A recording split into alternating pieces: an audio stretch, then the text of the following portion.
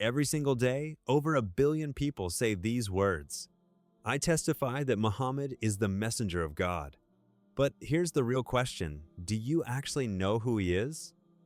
This is the beginning of a complete series on the biography of Prophet Muhammad, peace and blessings of Allah be upon him, what scholars call the Seerah. But before we dive into his life, we need to answer one fundamental question: why does this even matter?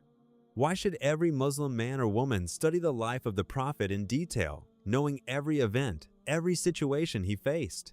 There are many answers. Let's go through them one by one. The first one is something you already do without ever thinking about it. When you enter Islam, or when you've been Muslim your whole life, you repeat the Shahada every day. I testify there is no God but Allah, and I testify that Muhammad is his messenger. That second part is a serious claim. It's a testimony, and a testimony requires knowledge. Allah did not send an angel from the heavens. He sent a man from among the people, a man who walked in the markets like them, who slept and woke like them, who spoke like them. The only difference? He received revelation and prophethood. Studying his life is how you make that testimony real. But there's one witness most people never think to consult. The best way to know someone's true character is to look at what their enemies say about them. As the poet said, truth is what enemies testify to. An enemy may hate you. He may want to harm you. He might even lie about you. But when you ask him precise, direct questions, he has no choice but to tell the truth. We'll see this clearly when we study the story of the Roman Emperor Heraclius interrogating Abu Sufyan at a time when Abu Sufyan was one of the Prophet's fiercest enemies. Abu Sufyan himself admitted, I wanted to lie, but I couldn't. Why not? Because the emperor didn't ask vague, open questions like, what do you think of Muhammad? He asked precise ones. Has he ever lied? And Abu Sufyan had to answer, no. The second reason he couldn't lie? His own honor. He was the chief of the Arabs, the leader of the Quraysh. He couldn't afford to be caught lying by the emperor of Rome. And yet, even at that point, he was the Prophet's sworn enemy. We'll also look at one of the notables of Mecca, reported to be Abu Jahl, who said, and this is extraordinary, he is not a liar. And then in the same breath, but I don't believe what he's brought us. Think about that contradiction for a second. If he's not a liar, then he's telling the truth. If he's telling the truth, you have to believe him. He knew it, and that's exactly why he was so threatened. Even his enemies called him the truthful, the trustworthy. That's who he was. What he left behind is something else entirely. Every Muslim wants to follow the sunnah of the Prophet. Peace and blessings of Allah be upon him. Meaning everything he said, everything he did, and everything he approved of. And there's only one way to learn it, by studying his life. But here's what makes this different from every other tradition in human history. Every great thinker, Greek philosophers, Enlightenment intellectuals, modern sociologists gave us theories, beautiful, ideal, utopian theories. Take Tocqueville in the 19th century. His vision of democracy reads like a perfect blueprint. Yet every democracy ever implemented falls short. Inequality, injustice, discrimination remain. The gap between the ideal and reality is always enormous. The Prophet Muhammad, peace and blessings of Allah be upon him, didn't just say, here's what you should do. He lived it, in every situation, no matter how difficult. He didn't give us a theory and leave. He showed us, through his entire life, that it can be done because he did it himself. Allah says in the Quran, whatever the messenger gives you, take it, and whatever he forbids you, abstain from it. And what he brought you, you've been holding in your hands for years. You can memorize the Quran, you can recite it beautifully, but the life of the Prophet, peace and blessings of Allah be upon him, is what illuminates it. Many verses were revealed in response to specific events, real moments in his life. When you know what was happening at the time a verse came down, the verse opens up completely. It goes from words on a page to a living answer to a real situation. The Seerah is the context that makes the Quran fully understandable. But none of that was ever meant to stay in your head. Allah says in the Quran, whoever obeys the messenger has obeyed Allah. You cannot obey someone you don't know.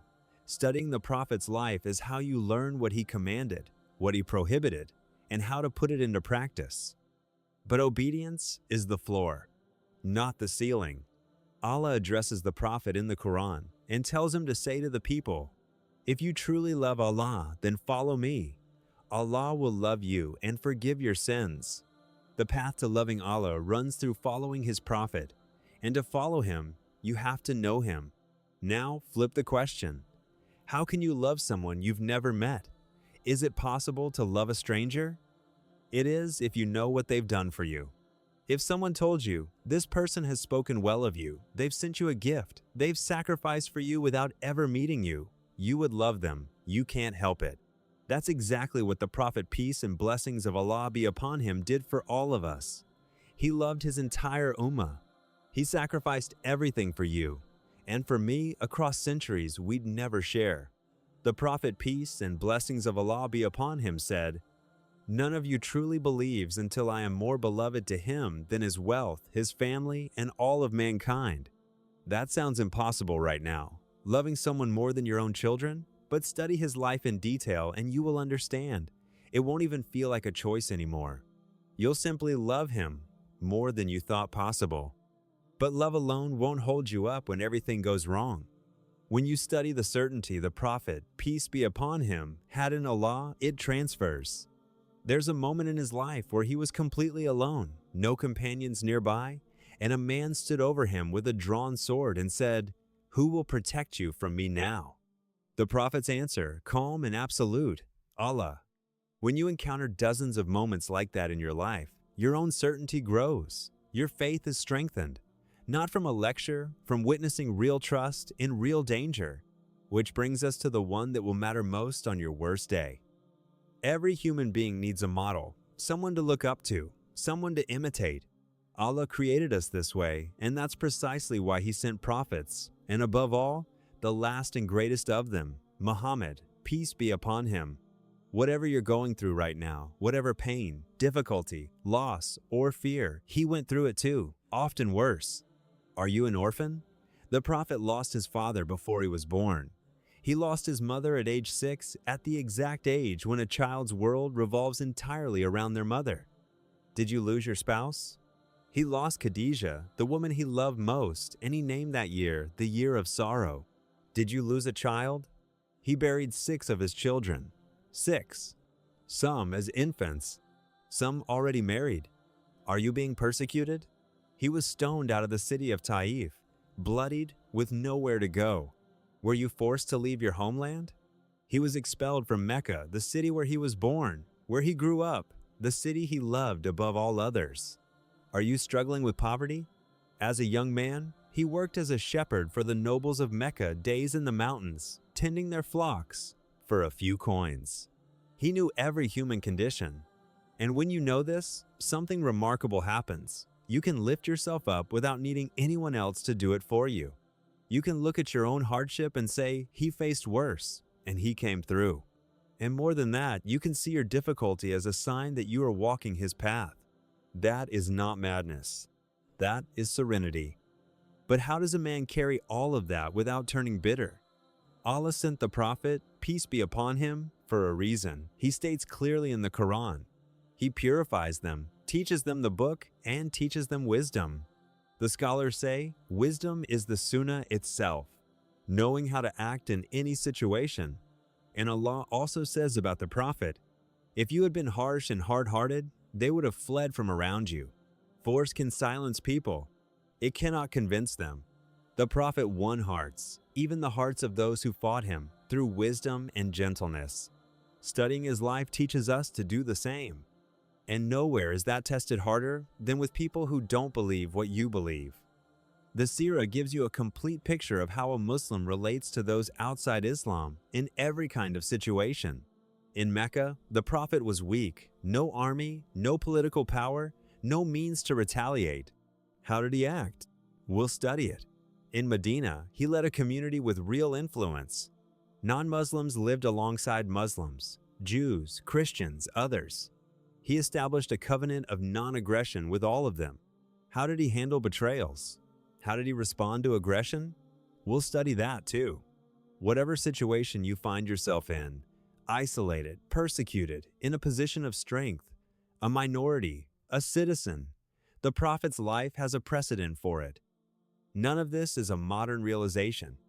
Abdullah ibn Abbas, one of the greatest companions of the Prophet, reserved one entire evening per week solely to teach people the expeditions and events of the Prophet's life. Imam az-Zuhri said of the Seerah, "It encompasses both the knowledge of this world and the next, because in studying the Prophet's life, you study a man of revelation and a human being navigating the world, both dimensions together." Ismail ibn Muhammad ibn Sa'd ibn Abi Waqqas, grandson of a companion and maternal relative of the Prophet, may peace and blessings of Allah be upon him, tells us, "My father would teach us the heroic deeds of the Prophet, may peace and blessings of Allah be upon him, and he would always begin by saying, 'These are the noble acts of your fathers and your forefathers,' because the Seerah isn't just history, it's our identity. Not ethnic identity, but religious identity. Just as a Buddhist studies the life of Buddha as part of who he is, we study the life of the Prophet, may peace and blessings of Allah be upon him, as part of who we are. Our character, our personality, our worldview, they are shaped by this history. And once, it did far more than that. It saved a city that had already given up. When the Mongol armies swept through Baghdad, killing nearly 1 million people in 40 days, they turned toward Damascus. The people of Damascus were terrified. They began to flee. Ibn Taymiyyah stood up and told them, "Don't run. If we abandon Damascus, we go to Palestine and they'll follow us there. We stop them here. But to fight, you need courage. And to have courage, you need a model." So he told them the story of the Battle of the Trench. A moment in the Prophet's life when, by every human calculation, it was over.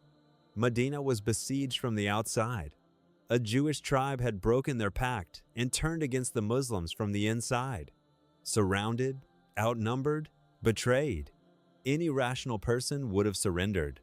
But the Prophet, may peace and blessings of Allah be upon him, held firm. His certainty in Allah never wavered. He kept his companions' faith alive, and Allah delivered them. Ibn Taymiyyah used that story, and the people of Damascus stayed. They fought, and they drove the Mongols back. Why? Because they had a model. It had happened before, in worse circumstances, and they had come through. The best model in all of human history is Muhammad. May peace and blessings of Allah be upon him. That was the introduction to this series. In the next episode, we'll begin by looking at the world before the Prophet's birth, the Roman Empire, the Persian Empire, the Arabian Peninsula, how the Arabs were seen by the world around them. Because understanding that context is the first step to understanding everything that came after.